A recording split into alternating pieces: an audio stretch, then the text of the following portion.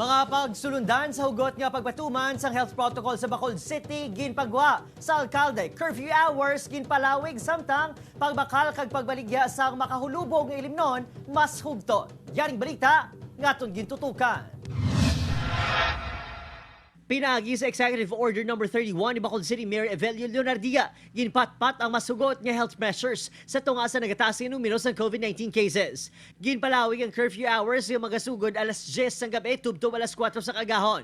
Ginadumilian ang pagservice sa makahulubong nga ilimnon sa mga bar kag restaurants apang nagapabilin nga ligwa ang pagbakal sini hubalin alas 12 sang udto tubto alas 6 sang gabi. Nagapating EOC nga hindi kinahanglan ni patuman ang lockdown. No, kung nataon nato sa syudad sa Iloilo, aras sa MECQ, but if you look at their numbers, it's getting worse. Anong source ng problem? Disiplina.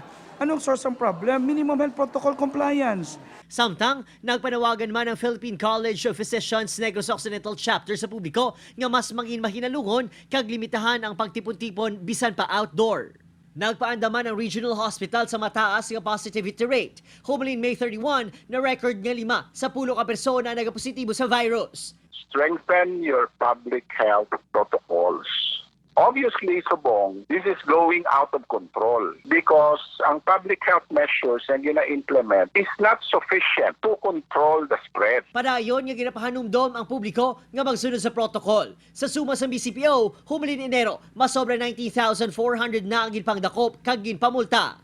Masobra 6,500 ang gidakop nga wala nagasuksok sang face mask, samtang masobra 4,700 naman ang wala naga-face shield. Samtang matapos ang malawig nga paghulat, subong adlaw nagapadayon ng vaccination rollout sa syudad. Mapavaksin na lang gid kamo, hindi lang na protection para sa inyo, but protection man sa family inyo ngara sa inyo mga balay. Obod, Kirino Casillo, Adrian Priatos, 1 Western Visayas.